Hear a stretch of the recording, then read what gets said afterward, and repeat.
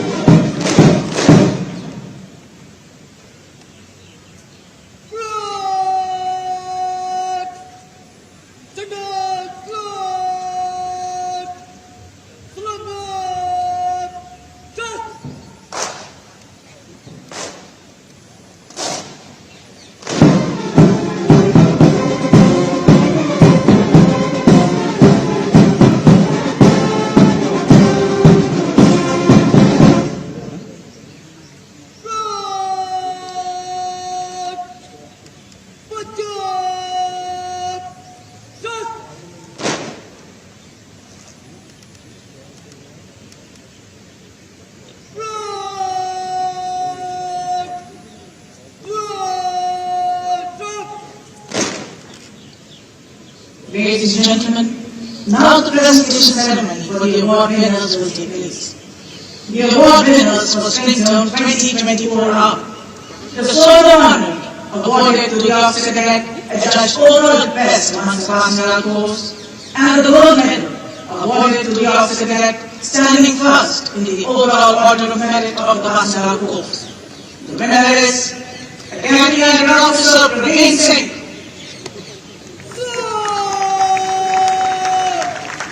The Silver Medal awarded to the officer cadet standing second in the overall order of merit of the pastoral corps. The winner is Academy Cadet Adjutant Mohit Kabri. The Bronze Medal awarded to the officer cadet standing third in the overall order of merit of the pastoral corps. The winner is Academy Under Officer Shoaib Bhatt.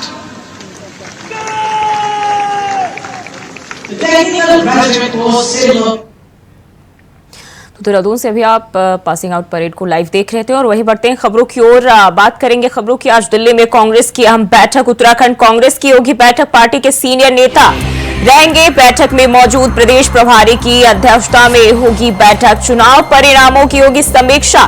प्रत्याशी भी सौंपेंगे अपनी report. Uttarakhand Congress की बैठक होने जा रही है दिल्ली में और इस दौरान जो है प्रत्याशी भी अपनी रिपोर्ट सौंपेंगे। साथ ही चुनाव परिणामों की समीक्षा भी इस दौरान की जाएगी। तो अध्यक्षता में जो है प्रदेश प्रभारी की अध्यक्षता में बैठक होगी। तो आज दिल्ली में कांग्रेस की अहम बैठक होने जा रही है जहां पार्टी के सीनियर नेता इस बैठक में शामिल होंगे, मौजूद रहेंगे। तो उत्तराखंड कांग्रेस की ये बैठक है और काफी अहम है जहां आज दिल्ली में इस बैठक का आयोजन किया जा रहा है जिसमें पार्टी के सभी सीनियर नेता मौजूद रहेंगे। प्रदेश प्रभारी की अध्यक्षता में बैठक का आयोजन किया जा रहा है और इस दौरान जो है चुनाव परिणामों की समीक्षा भी की जाएगी। प्रत्याशी भी अपनी रिपोर्ट सौंपेंगे।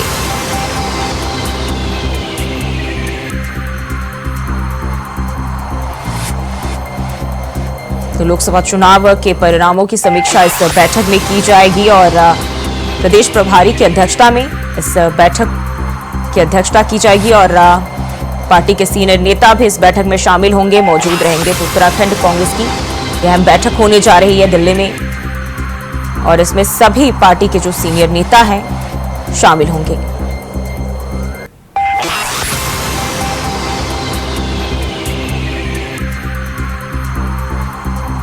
तो दिल्ली में कांग्रेस की अहम बैठक होने जा रही है। उत्तराखंड कांग्रेस की ये बैठक होगी जिसमें पार्टी के सीनियर नेता मौजूद रहेंगे और प्रदेश प्रभारी की अध्यक्षता में यह बैठक होगा और इस दौरान चुनाव परिणामों की समीक्षा की जाएगी।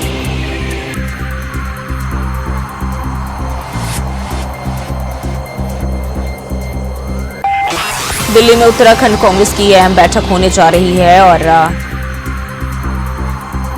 लोकसभा चुनाव के परिणामों की समीक्षा इस बैठक में की जाएगी, जिसमें प्रत्याशी अपनी रिपोर्ट भी सौंपेंगे।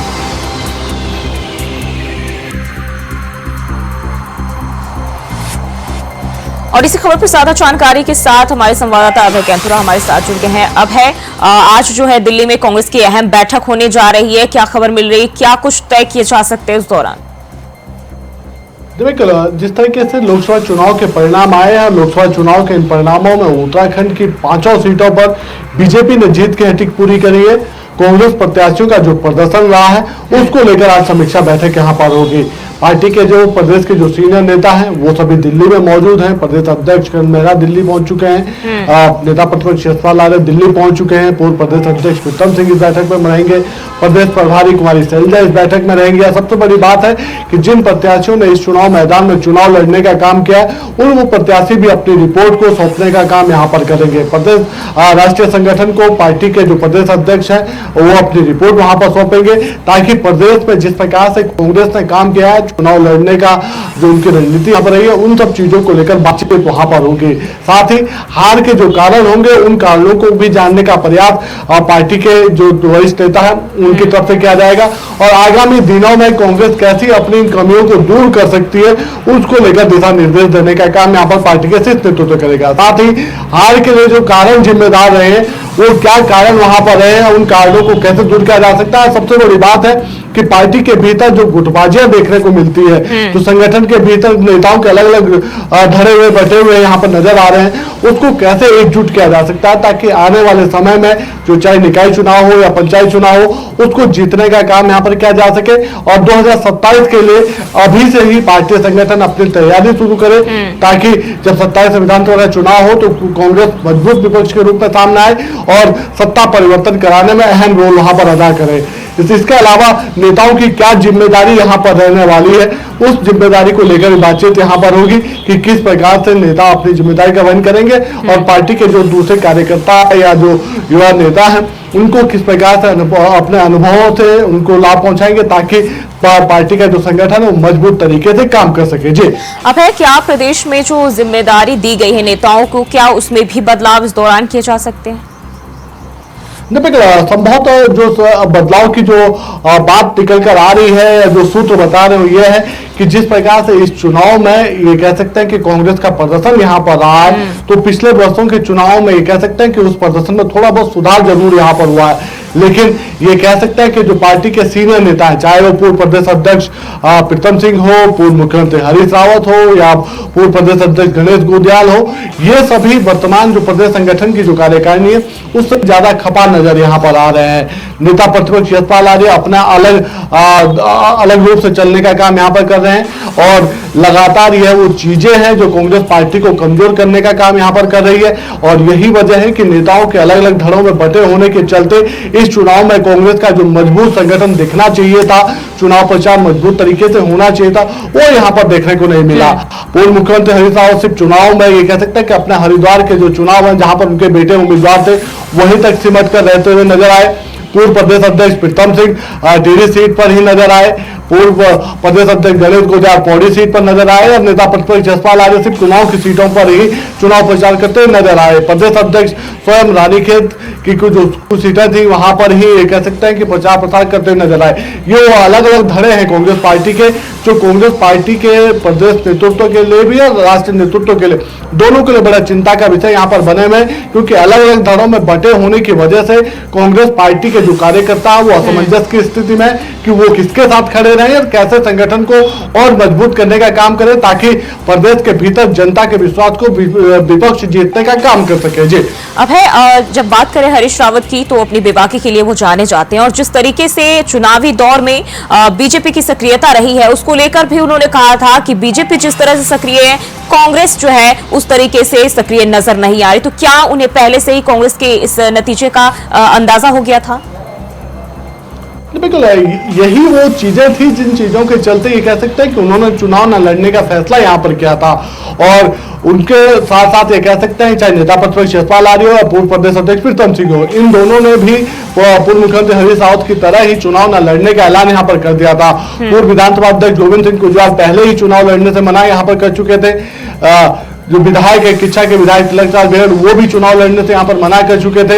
और साफ तौर पर कांग्रेस पार्टी के भीतर जिस तरीके की हताशा पहले देखने को मिल रही थी चुनाव से पहले, वो कमी थी जिस कमी के चलते कह सकते हैं कि संगठन मजबूत रूप से इस चुनाव में खड़ा नहीं हो पाया। और जो चुनाव प्रचार के जो धार देनी चाहिए थी, सीनियर नेताओं को जो आपस में मिलजुल कर जो काम करना चाहिए था जिससे इस चुनाव में मजबूत तरीके से विपक्ष खड़ा हो पाता, वो चीजें यहाँ पर देखने को नहीं मिली। ना नेता आपस में कोऑर्डिनेशन कर पा रहे थे, ना ही कार्यकर्ताओं को समझाने में वो कामयाब हो पा रहे थे कि किस तरीके से उन्हें चुनाव प्रचार को तेज करना चाहिए और कैसे इस चुनाव प्रचार को अंतिम रूप में जीत के रूप में तब्दील किया जा सकता था। वो चीजें यहाँ पर देखने को नहीं मिली। खामियाजा कांग्रेस को ही यहाँ पर भुगतना पड़ा है, जब 5 सीटों पर इस बार फिर से बीजेपी को जीत हासिल हुई है। जीत की हैट्रिक उन्होंने पूरी करी है। तो ये कांग्रेस के लिए बड़ी हताशा और निराशा का विषय, और उससे कैसे उभरा जा सकता है उन सब चीजों को लेकर अब दिल्ली में मंथन होगा और जो कमियां हैं उस कमियों को कैसे दूर करेंगे उसको लेकर भी दिशा निर्देश देने का काम किया जाएगा। जी बिल्कुल, अब बने रहिए हमारे साथ, आगे भी आपका रुख करेंगे। तो पार्टी के सीनियर नेता बैठक में शामिल होंगे और दिल्ली में जो है ये बैठक होने जा रही है। तो कांग्रेस की ये अहम बैठक होने जा रही है जिसमें चुनाव के नतीजों पर भी चर्चा की जाएगी, बातचीत की जाएगी।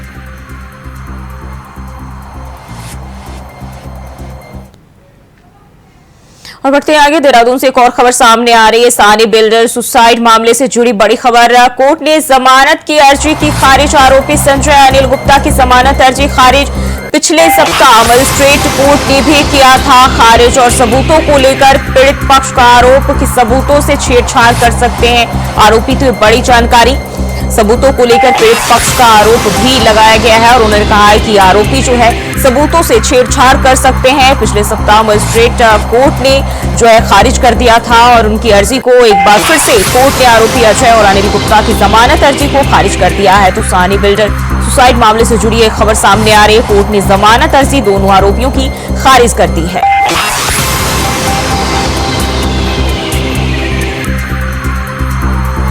देहरादून से एक खबर सामने आ रही है। कोर्ट ने जमानत अर्जी खारिज कर दी है। 2 आरोपियों की जमानत अर्जी कोर्ट की ओर से खारिज की गई है।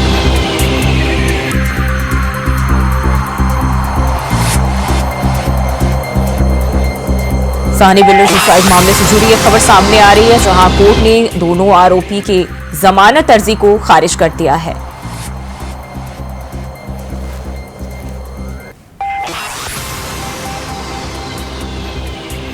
और अभय लगातार हमारे साथ बने हुए हैं। अभय, ये सबसे पहले ये बताइए कि पूरा मामला क्या है और इसी के साथ जो खबर आ रही है कि कोर्ट ने जमानत अर्जी दोनों की खारिज कर दी है, इससे पहले मजिस्ट्रेट कोर्ट ने भी खारिज कर दी थी।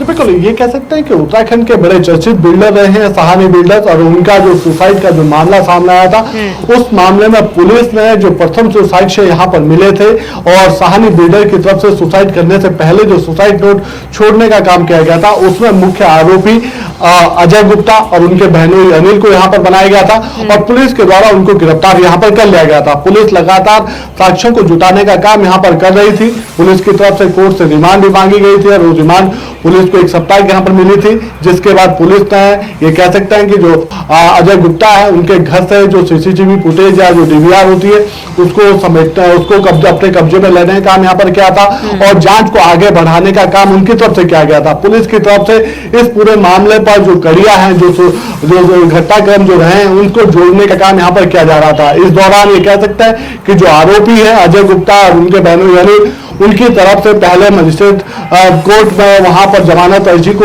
लगाने का काम उनकी तरफ से कर दिया गया था, उसे नामंजूर किया गया और अब ये कह सकते हैं कि जिला कोर्ट की तरफ से भी जो उनकी जो जमानत अर्जी थी उसको खारिज करने का काम यहाँ पर कर दिया गया है, क्योंकि जो पीड़ित पक्ष है, जो प्रभावित पक्ष है, उनकी तरफ से सीधे तौर पर कोर्ट में हवाला दिया गया था। जो उनके जो वकील थे उनकी तरफ से कोर्ट में कहा गया था कि जो अजय गुप्ता और अनिल है, ये दोनों अगर जमानत पर बाहर आते हैं तो सबूतों से वो छेड़छाड़ कर सकते हैं। जो गवाह हैं जो इस मामले पर जिनकी गवाही महत्वपूर्ण है, उनको ऊपर दबाव डाल सकता है। सबसे बड़ी जो बात है कि दोनों मुख्य आरोपी जिस तरीके के इनके अपने संबंध रहे हैं, बड़े बड़े नेताओं से, बड़े बड़े नेताओं से इनके जो संबंध रहे, ऐसे में वो विदेश भी, देश को छोड़कर विदेश जाने का काम यहाँ पर कर सकता है। उन्हीं सब चीजों को देखते हुए अब ये कह सकते हैं कि जिला कोर्ट की तरफ से जो उनके जमानत अर्जी थी उसको नामंजूर करने का काम यहाँ पर किया गया और पुलिस को कहा गया है कि जल्द से जल्द जो साक्ष्य उन साक्ष्यों को जुटाने का काम करें। जो चार्जशीट उनकी तरफ से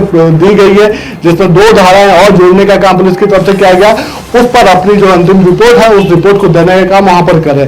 क्योंकि जिस प्रकार से उत्तराखंड में ये माहौल बना हुआ है, इस सहानी बिल्डर सोसाइटी के बाद से जिस तरह से रियल एस्टेट के कारोबारी यहाँ पर ये कह सकते हैं कि पेशोपेश में स्थिति में नजर आ रहे हैं, दहशत का माहौल उनका देखने को मिल रहा है। तो ऐसे में उन सब चीजों को देखते हुए पुलिस भी अपनी जो फाइनल रिपोर्ट है वो जल्द से जल्द यहाँ पर देना चाहती है ताकि आरोपियों को कड़ी सजा मिल सके और जो सहानी बिल्डर्स के जो घर वाले उनको यहाँ पर न्याय मिल सके। जी, अब है दोनों आरोपी अजय और अनिल के अब जो मुश्किलें हैं कितनी ज्यादा बढ़ गई हैं, क्योंकि एक के बाद एक जो है कोर्ट की ओर से झटके मिल रहे हैं।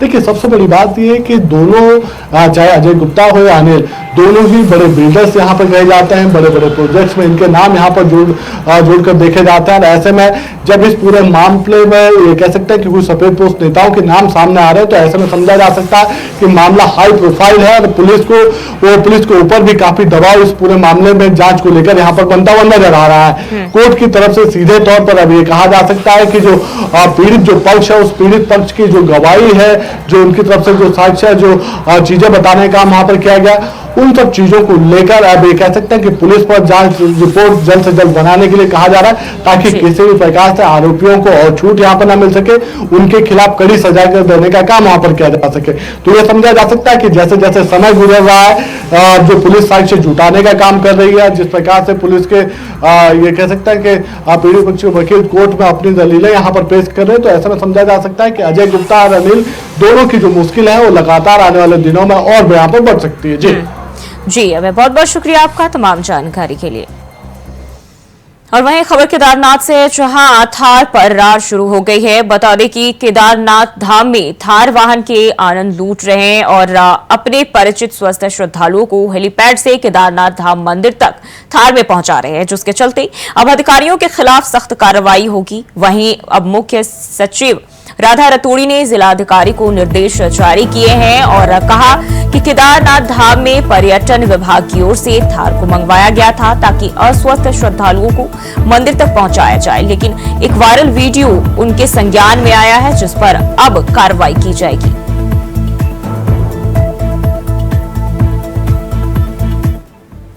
केदारनाथ में जो 4 धाम यात्रा है बहुत अच्छे से चल रही है, सुचारू रूप से। सभी यात्रियों के स्वास्थ्य और उनके सभी परेशानियों का ध्यान रखा जा रहा है।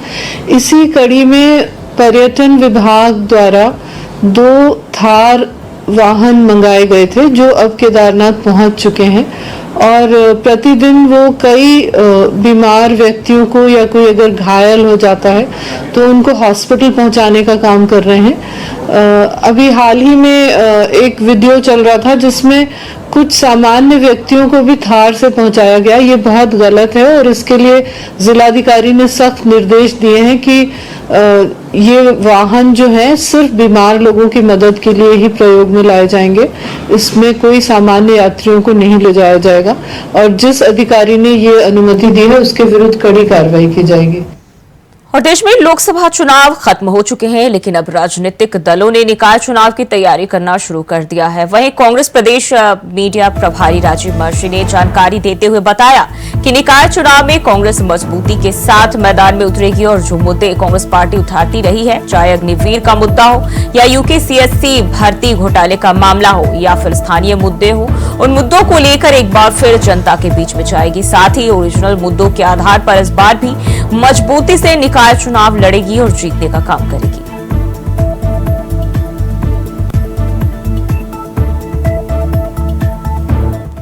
राष्ट्रीय स्तर के मुद्दे तो बहुत सारे हैं, राष्ट्रीय स्तर के मुद्दे भी हैं और स्टेट के स्तर पे भी, राज्य के स्तर पर भी बहुत सारे मुद्दे हैं। राष्ट्रीय स्तर की पहले मैं आपसे बात करना चाहूंगा। राष्ट्रीय स्तर में अग्निवीर जो बहुत बड़ा हमारे जो युवा हैं उन्हें बेवकूफ बनाने का काम भारतीय जनता पार्टी की सरकार ने किया था, केंद्र की सरकार ने। महंगाई बहुत बड़ा मुद्दा है, महंगाई दुनिया भर की महंगाई जो है मोदी जी के कार्यकाल में रही है। बेरोजगारी जिससे आज का युवा त्रस्त है, हमारा जो उत्तराखंड है उसमें जो बेरोजगारी का जो रेट है वो लगभग 28 से 30% के बीच में है और जो बिल्कुल युवा जो एकदम जिसने अभी बालिगी जो युवा हुआ होगा उसका बेरोजगारी का दर जो है वो और भी बढ़ा है। तो मेरा ये कहने का मतलब है कि कांग्रेस पार्टी इन सभी मुद्दों पे अग्निवीर हुआ। इन्होंने संविधान को छेड़ने की बात करी थी केंद्र सरकार ने, उस पर भी ये सारी चीजें ऐसी हैं जिस पे कांग्रेस पार्टी मजबूती के साथ, हमने अभी भी ये मुद्दे उठाए थे इस चुनाव में। हमारे केंद्र के जो हमारे नेता हैं उन्होंने ये मुद्दे उठाए थे, राज्य स्तर पर भी हमने ये मुद्दे उठाए। रही लोकल अंकिता भंडारी जिसका कोई फैसला नहीं हुआ, आज तक वीआईपी का नाम उसमें नहीं बताया गया, जग जाहिर है, जो बहुत स्पष्ट जो है से सामने भी कभी कभी आते हैं नाम, उन नामों को भी भारतीय जनता पार्टी की सरकार छुपाने का प्रयास कर रही है। और खबर हरिद्वार से, जहां हर की पैड़ी कॉरिडोर का काम जल्द रफ्तार पकड़ सकता है। बता दें कि सरकार की ओर से कंसल्टेंसी फर्म की नियुक्ति कर दी गई है। बताया जा रहा है कि हरिद्वार रुड़की विकास प्राधिकरण की बोर्ड मीटिंग के बाद प्राधिकरण के अध्यक्ष और कमिश्नर गढ़वाल विनय शंकर पांडे ने इसकी जानकारी दी और कहा कि फर्म प्रोजेक्ट की डीपीआर तैयार करने और स्टेक होल्डर के साथ समन्वय स्थापित करने का काम शुरू करेगी। वहीं प्राधिकरण की बोर्ड मीटिंग में 26 प्रस्तावों पर मुहर लगाई गई। इनमें कई नए प्रोजेक्ट शुरू करने, शहरी क्षेत्र का सौंदर्यीकरण करने और प्राधिकरण का वार्षिक बजट पास करना भी शामिल है।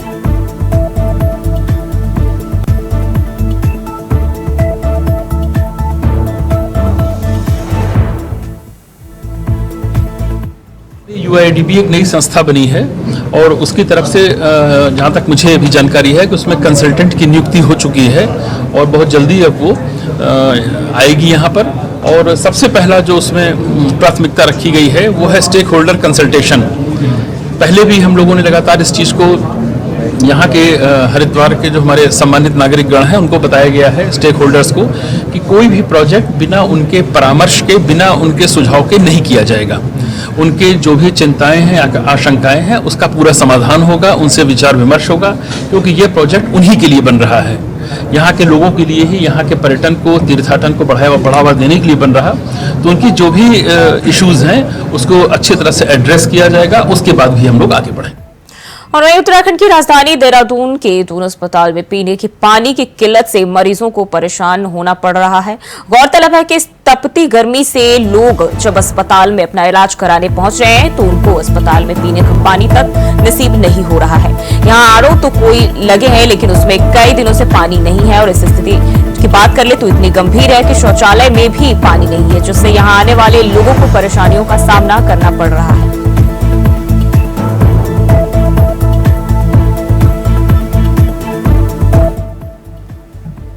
देखिए, ऐसा कि इस समय जो गर्मी का प्रकोप रहा है उसमें हमारा पानी का कंजम्पशन भी टोटल बहुत ज्यादा बढ़ा है। जो पहले मोटर सुबह शाम चलाते थे उसको 3 या 4 बार चलाने की जरूरत पड़ रही है।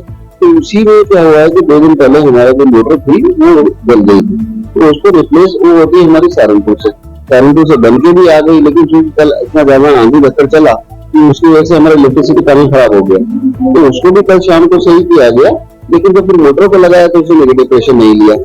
तो अब उसमें दिक्कत क्या होती है कि 15 बड़े बड़े पाइप नीचे जाते हैं पूरे, और वही पाइपों को फिर निकाल के दोबारा मोटर लगाना, ये एक थोड़ा सा टाइम कंज्यूमिंग प्रोसेस है।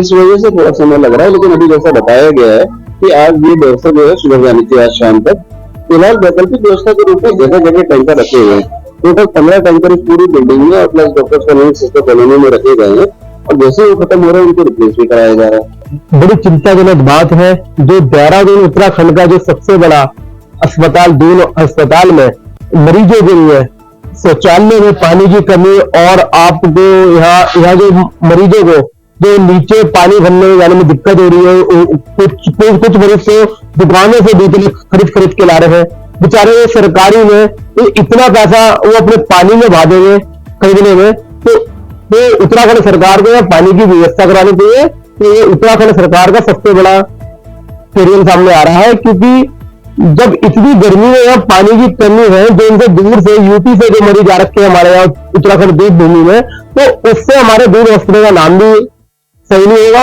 उससे छवि गलत होगी जो हॉस्पिटल की।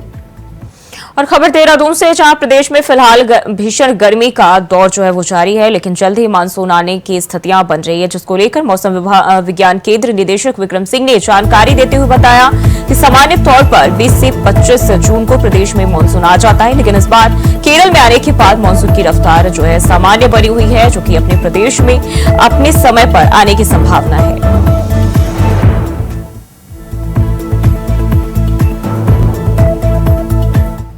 हमारी वो 20 से लेकर 25 के बीच में होता है जून में।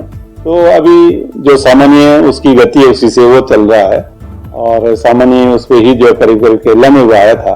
तो यही लग रहा है कि यहाँ पे जो 20 के बाद ही जो है जो मानसून की एक्टिविटी की शुरुआत जो है वो मिलनी चाहिए। और खबर मसूरी से है, जहां सीवर लाइन चोक होना आम बात हो चुकी है, जिसके चलते लोगों को भारी समस्याओं का सामना भी करना पड़ रहा है। मसूरी के मुख्य बाजार ट्रेन चौक पर सीवरेज टैंक लीक होने के चलते क्षेत्र में गंदगी और बदबू से लोग परेशान है। माल रोड में घूम आए पर्यटकों को भारी परेशानियों का सामना करना पड़ रहा है। स्थानिक दुकानदारों और बदबू और गंदगी की जो गंदगी है वो झेलनी पड़ रही है, जिससे लोगों को भारी परेशानियों का सामना करना पड़ रहा है।